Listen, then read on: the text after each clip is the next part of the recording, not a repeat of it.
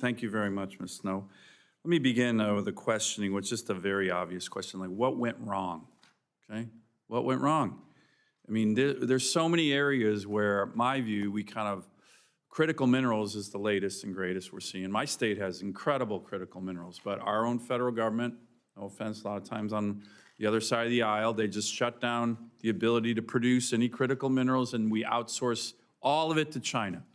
So we got a big problem. China's dominating this sector like they do critical minerals, like they do. We fell asleep at the switch, and we produce less than 1% of commercial shipping. What went wrong, and how do we fix it? Very tight. I know this is a dissertation, Professor, but if you can keep this very tight, some people blame the Jones Act.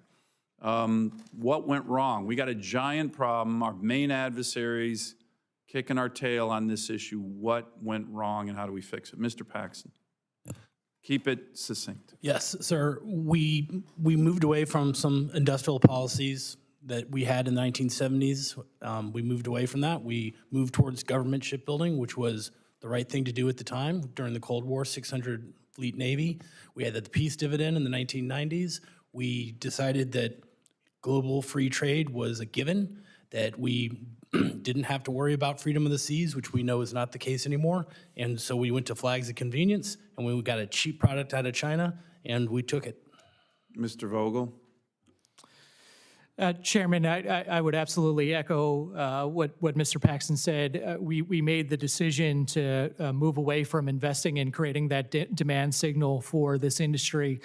It's impossible for a U.S. shipyard to compete on a sort of one or two vessel basis versus. Is that because the Chinese subsidize everything? I mean, look, the Finns produce icebreakers very efficiently. You saw the president of Finland came up with an agreement.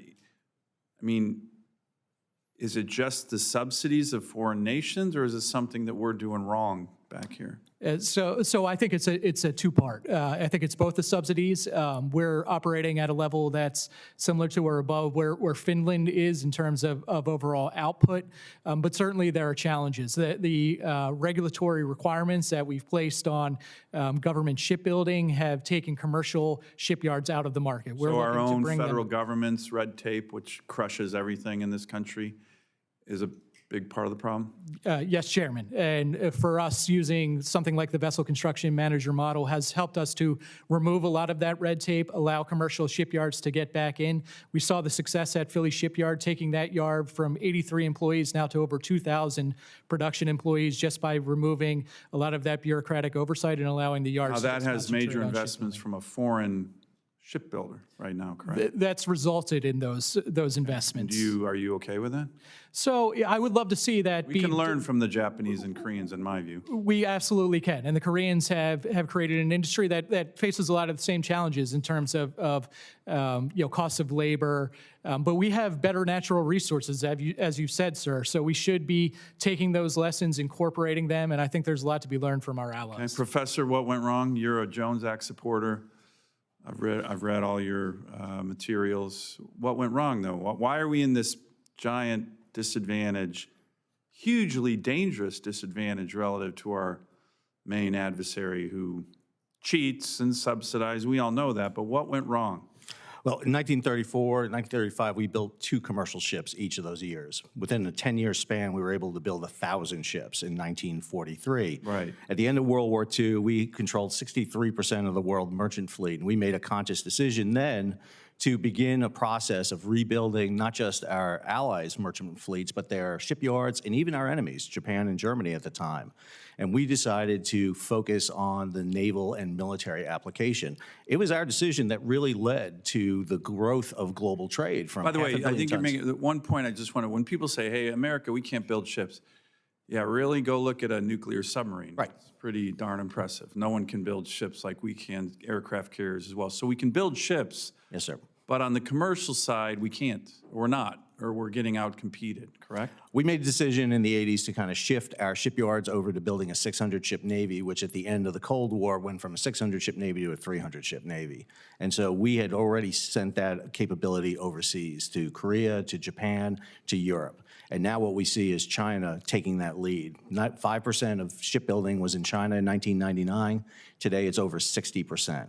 And this is an issue that we realize after the fact, that it's not just building Navy and military ships, but we need that commercial ships in the shipyard to provide that residual base for shipyard workers, for capacity. You can't do what Freedom's Forge talks about without that inherent capability, that commercial Let me ask one, underlying. I'm sorry to interrupt. I'm going to get one more question for Mr. Vogel.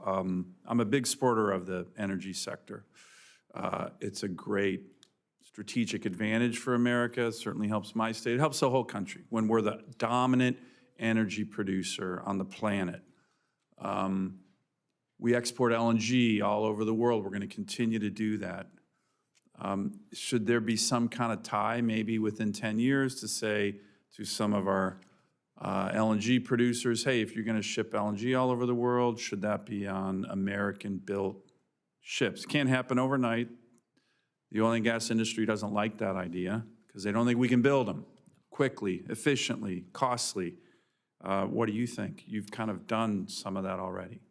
Yes, Chairman. I absolutely support that concept, and as we've seen from the USTR action, it's certainly a critical part of balancing with both sort of the carrot and the stick. We have the capability, we have the ingenuity to build the world's best LNG fleet here in the United States. I fully support creating that cargo base, and with that demand signal, we'll be able to build those ships in the United States. Okay, Senator Blunt Rochester. Thank you, Mr.